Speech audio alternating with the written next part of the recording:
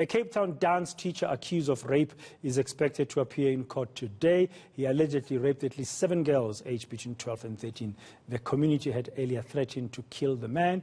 My colleague, that's eNCA reporter Ronald Masinda, is following that story for us and is joining us now live from outside court. Ronald, just to remind our viewers why we are here today.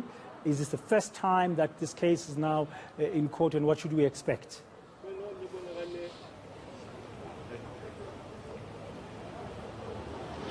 Well, Bradan, the 38-year-old male will be appearing for the second time at the Wynberg Magistrates Court.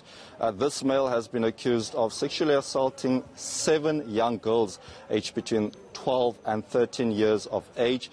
All of these girls were some of the dance instructors' learners. Now, we also understand, Bradan, and a couple of weeks ago when I started covering the story, one of the parents said that she was the first to discover one of the issues that one of the girls were experiencing when she saw text messages of a sexual nature that were exchanged by her girl and this male, and it was then when she went and asked several other parents about their girls and their experiences, and then the matter was taken by the community, and the community has since threatened this man, also taking down the structure of his informal settlement in Guguletu, as well as the dance school that is now non-existent. But for more, Bradan, on the story, we are joined by a member of the CPF, Mr. Themikosi Mjuza. Mr. Mjuza, thank you so much for your time. Now, just give us an update, because the last time we attended to the story, the community were up in arms. They were threatening this man, and this man has since, gone to ground. He's no more seen at this area. Tell us more. Yeah, let me say thanks very much to you guys again. Yeah, since the last time, as you more understand that how much of an impact that this story has done around that community, where the community now has started to be violent amongst each other or against each other. And we've tried to use our certain measures as the CPF to play our key functional role to make sure that we build all the necessary needed relationship between the communities, making sure that people understand that there is CPF, there are other structures that can resolve such issues. But for now, what we believe is that the accused is coming out. Today is going to be appearing, I think, for the second time. And we're expecting people from the community to come and support the bail opposition. And we are here as CPF to play that central role in making sure that we support them and giving them confidence that whenever there are issues such like these, CPF is there. And they should start to refrain from taking law up to their own hands, and making sure that they are aware of any other key structures that support people who come through such events. We also believe that the 38-year-old male is also married, and that as a CPF and the community, you've been in conversation with the man's wife. What came out of those conversations? You know, Ron, it's a very sad story, because you find that these things are being, such acts are being committed by certain people, but then at the end, certain people suffer. Particularly in this case, women, you'll find that they are the most victims here.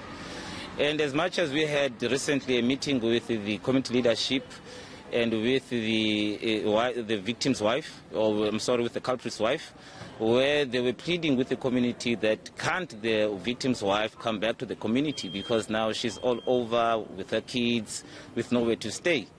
And the community, what is calling for unity through its leadership, so that we don't now put all the blame to the wife, because we all know that she was not there, if you might recall. By the time that these incidents happened, she was outside of the province, she was in Eastern Cape.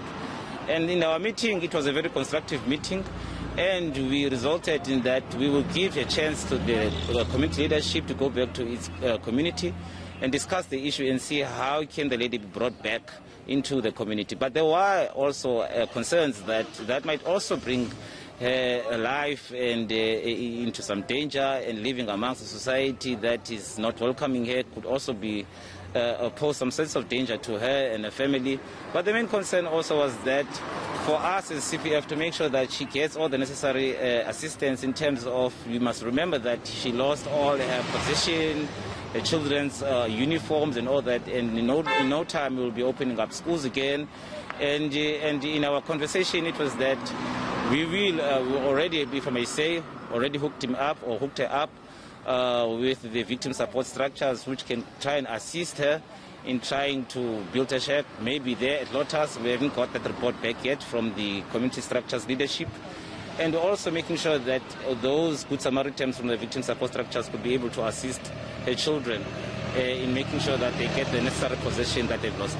Mr. Mchuza, thank you so much for your time. Bratan, just to add a bit more to this actual story, I mean, the 38-year-old male, what we do understand was that he was a highly respected man in the community and considered a community leader, given that he was also involved in numerous other projects to help uplift the community. So the people that we spoke to a couple of weeks ago, especially the parents of the alleged victims, they say that they were left completely in shock, given that this man was a man who was trusted and a man who was revered by his community. So we'll certainly speak to more people, especially some of the parents of the alleged victims who will also be here in attendance. Thank you very much, Ronald Masinda there. We'll await to see what's going to happen in court. Now,